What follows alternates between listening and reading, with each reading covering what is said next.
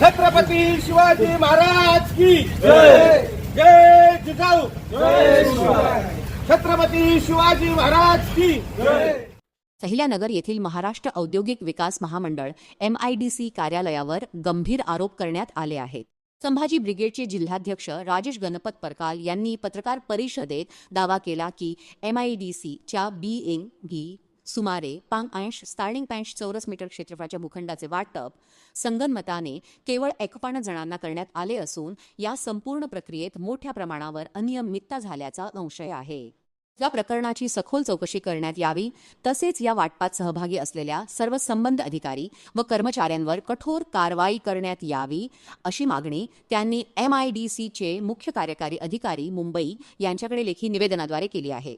संभाजी ब्रिगेडने इशारा दिला आहे की 5 दिवसांच्या आत या प्रकरणाची निष्पक्ष चौकशी सुरू झाली नाही आणि दोषींवर कारवाई झाली नाही तर महाराष्ट्र औद्योगिक विकास महामंडळाच्या अहिल्यानगर कार्यालयासमोर तीव्र आंदोलन छेडण्यात येईल। या आंदोलनाची सर्वस्वी अहिल्यानगर MIDC मध्ये यापूर्वी शासकीय दूध डेअरीला भूखंड क्रमांक B/10/2 हा देण्यात आला होता। सुमारे 50,625 चौरस मीटर क्षेत्र असेल हा भूखंड 1980 साली शासकीय दूध डेअरीला दिला होता।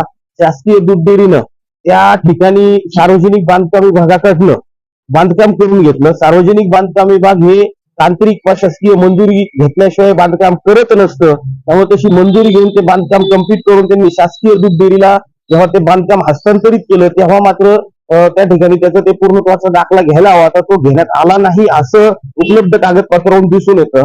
अत्यंत क्षुल्लक बाब असून अशा या क्षुल्लक बाबीवरून बांधकाम पूर्णत्वाचा दाखला नाही या बाबीवरनं MIDCने 1980 चा प्लॉट 1924 साली म्हणजे जवळपास 44 वर्षानंतर बांधकाम पूर्णत्वाचा दाखला नाही या मुद्द्यावर शासकीय दूध डेअरीचा हा प्लॉट MIDCने जप्त केला, ताब्यात घेतला आणि त्या ठिकाणी शासकीय दूध डेअरीला त्यांनी त्या ठिकाणी बाहेर काढलं। तो साधारणपणे जानेवारीमध्ये नोव्हेंबर-ऑक्टोबरमध्ये प्रक्रिया सुरू केल्यानंतर नोव्हेंबर-डिसेंबरच्या दरम्यान त्या ठिकाणी MIDCच्या अधिकाऱ्यांनी जाऊन पंचनामा केला आणि रितसर ताब्यात घेण्याची प्रक्रिया सुरू केल्यानंतर जानेवारीमध्ये तो भूखंड ताब्यात घेतला।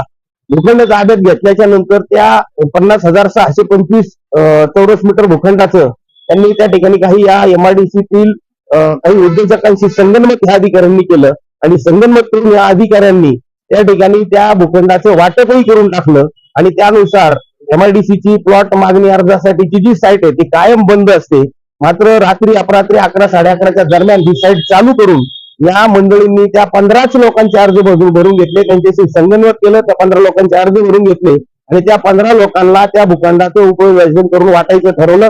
त्यानुसार त्यांनी प्रस्ताव तयार केल्यानंतर याच MIDCच्या भूमालकाने असं सांगितलं की याचं उपविभाजन झाल्याशिवाय वाटप शक्य नाही। असं असताना सुद्धा इथल्या प्रादेशिक अधिकारी इथले क्षेत्र व्यवस्थापक जे आहेत MIDCचे यांनी त्याचा प्रस्ताव तयार केला, वरिष्ठांकडे पाठवला।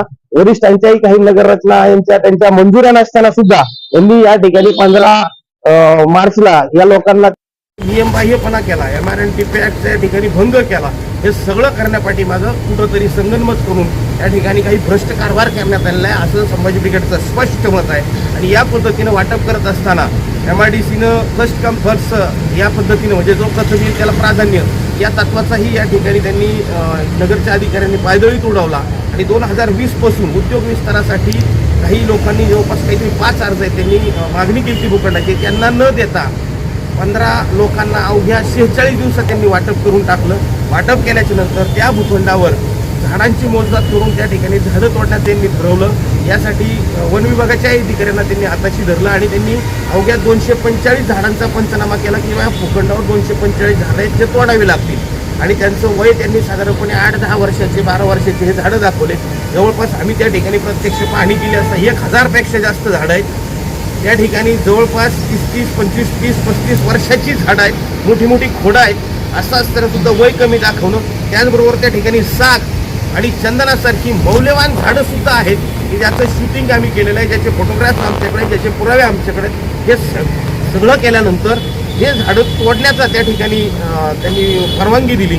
245 झाडं तोडण्याची आहेत असं दाखवून ते झाडं तोडण्याची परवानगी दिली। हे पूर्णपणे बनावट पंचनामा आहे। हे सगळं असं बनावटगिरी करून काही विशिष्ट लोकांना लाभ मिळवून देण्याचा आणि त्यातही यामध्ये काही राजकीय हस्तक्षेप झाला.